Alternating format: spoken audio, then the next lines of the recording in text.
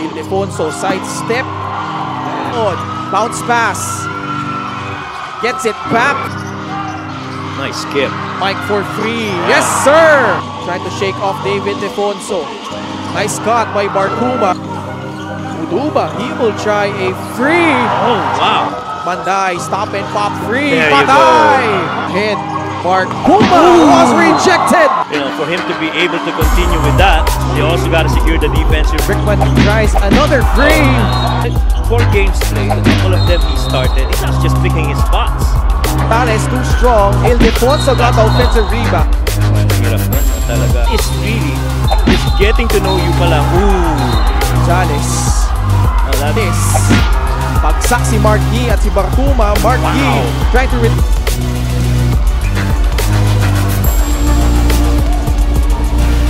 step back and kiss myself. Big time plays, big time plays. Caloocan up by 2 again, 5-3. Calat is actually close to a 40% three-point shooter, but you know, for him to be able to continue with that, they also got to secure the defensive rebound on the other end of the floor. Chu gets the putback, got entangled with Chagi Laude. Chu for leaving it up for that roll by Ronnie Matias. Brickman tries another free. Back-to-back for Jason Brickman. The guy is not throwing bricks, just like what you see that, try to create that scenario and then leaving it up that open space all for Jason to take and make. Matagal-tagal pang makagawa ng bahay dito yan, Coach Mike. Kulang pa sa being such a savant and that pick and roll action. Pati catch and shoot, threat din talaga siya eh. Oh, 4 games played, a couple of them he started. He's actually shooting 60% from 3 and you know, he really is just picking his spots. Things getting chippy early here. As expected. Exactly Laude was bringing to the game. He was trying to get in the mind of Gio Chu, and Gio's got to understand not to fall for it. Lock. Pass deflected by Raven Gonzalez, coming away with a steal. Numbers here for Abra. Brickman. Back to Raven Gonzalez, too strong. Ildefonso got the offensive rebound and got clobbered. Will get 2 more free throws. Oh, hirap nun. Talaga. He's a close to 90% free throw shooter. And so, if that is really just getting to know you pa lang, sa pool, si Don Subre ni Raven Gonzalez. That sure looked like he put his arm down. I'm not so sure if that elbow really hit. Nakita natin, see that again right here. Got that ball down on the middle. He got held up, went up, got that bump. Oh, it's just the ball. The ball. Parang at first glance, akala natin. Whips it to Encho Serrano from the corner. He will miss. Valencia ahead. Barkuma was rejected.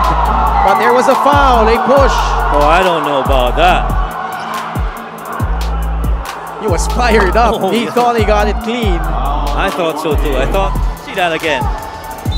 Joey takes off. Oh, he even had his left hand warding off. Challenge tuloy. Oh, challenge talaga yan.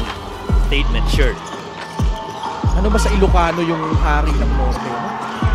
Mga tanong na. Ayon-ayon, Bintes. Bagsak si Marquis at si Barkuma. Marquis trying to retain possession. He does. Batino the recovery. But he traveled. Well, that's a traveling violation, definitely. And you love the intensity. You see this right here. You know, Mark could have easily given up on this possession, pero he just kept on going for that 50-50 ball. Until, ayun na, napunta na sa kay Tino, 8 puntos, 4 na rebound. Ildefonso sidestep. Difficult shot, making it look easy. And katulad na sinasabi.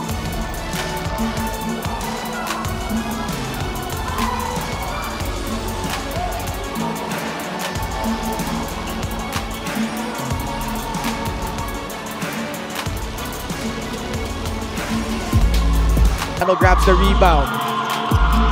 Encho Dipsy-do attempt. Ingles comes away with it. Quickly to Chris Biton on the other side. Biton. Wala. Ildefonso saves it to Jason Brickman. Biton still on the floor. Numbers here for Abra. Serrano. Fouled by June Bonsubre.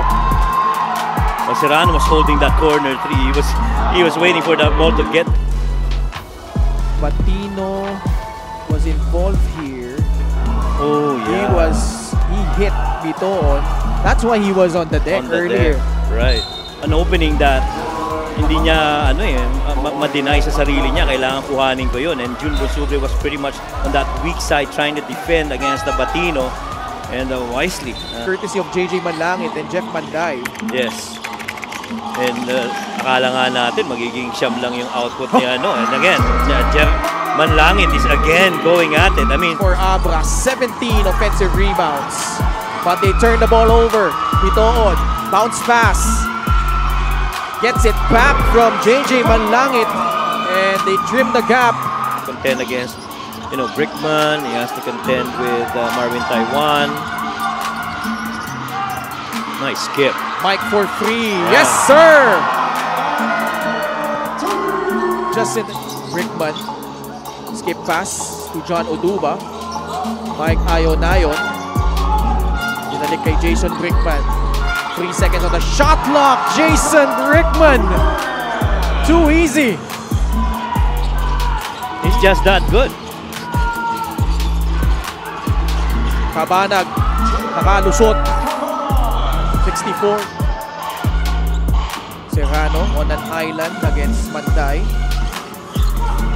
Uduba, he will try a free. Oh, wow. John.